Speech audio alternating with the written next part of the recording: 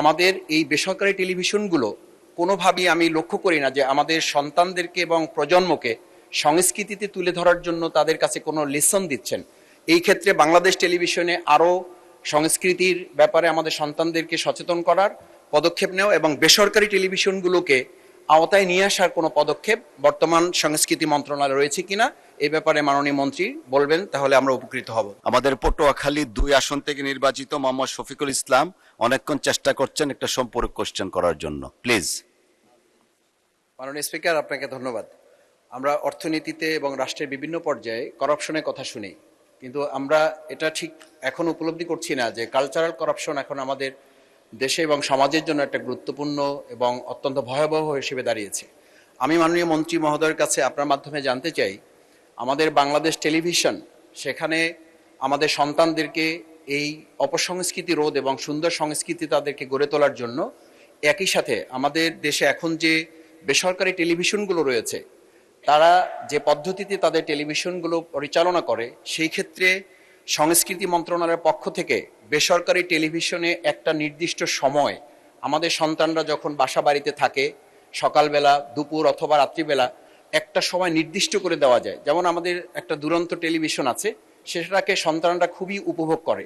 ঠিক একইভাবে আমি মাননীয় মন্ত্রী মহোদয়ের কাছে জানতে চাই যে আমাদের এই বেসরকারি টেলিভিশনগুলো কোনোভাবেই আমি লক্ষ্য করি না যে আমাদের সন্তানদেরকে এবং প্রজন্মকে সংস্কৃতিতে তুলে ধরার জন্য তাদের কাছে কোনো লেসন দিচ্ছেন।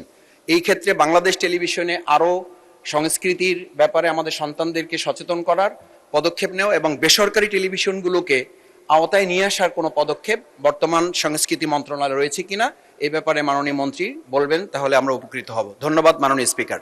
ধন্যবাদ মাননীয় সদস্য। মাননীয় মন্ত্রী। ধন্যবাদ। বিষয়টা হচ্ছে তথ্য মন্ত্রণালয়ের অধীন বাংলাদেশ টেলিভিশন এবং অন্যান্য টেলিভিশন চ্যানেল, তথাপিও তথ্য এবং সংস্কৃতির মাঝে একটা সমন্বয় আছে এই কারণে যে সেখানে যে সমস্ত সাংস্কৃতিক কর্মকাণ্ড করা হয় সেটা আমরা তথ্য মন্ত্রণালয়ের সাথে সমন্বয় করি, সেটা আমরা সেখানে চলে। বা আমরা না চাইলেও সেখানে টেলিভিশন সার্ভিসের জন্যেই সেখানে গান বাজনা নাটক সমস্ত কিছু কন্টেন্টগুলো থাকে। তো আমরা সমস্ত ক্ষেত্রেই একটা নবজাগরণ আনার চেষ্টা হচ্ছে মাননীয় প্রধানমন্ত্রী জনাব তারেক রহমান নেতৃত্বে। আমরা একটা নতুন রেনেসাঁ সৃষ্টি করতে চাই এই দেশে, সেটা হচ্ছে জীবনমুখী সংস্কৃতি, জীবনমুখী শিক্ষা, জীবনমুখী অর্থনীতি, সমস্ত কিছুকে আমরা একটা নতুন বাংলাদেশ নিয়ে যদি আমরা গড়ে তুলতে পারি তাহলে আমাদের দেশের হারানো যে ঐতিহ্য আমরা পুনরুদ্ধার করতে পারবো এবং আমরা বাংলাদেশকে একটা নতুন বাংলাদেশ হিসেবে আমরা একটা নবজাগরণের মাধ্যমে আমরা এগিয়ে যাব। সেই জন্যে ওনার ভয়ের কোনো কারণ নেই। আমরা অতীতে যা হয়েছে না হয়েছে আমরা অতীত নিয়ে অত ঘাটাঘাটি করতে রাজি না। আমরা আগামী দিনে আমাদের পথ চলায় আমরা শ্রেষ্ঠত্ব অর্জন করতে চাই, এই কথাগুলো আমি বলতে চাই মাননীয় স্পিকার।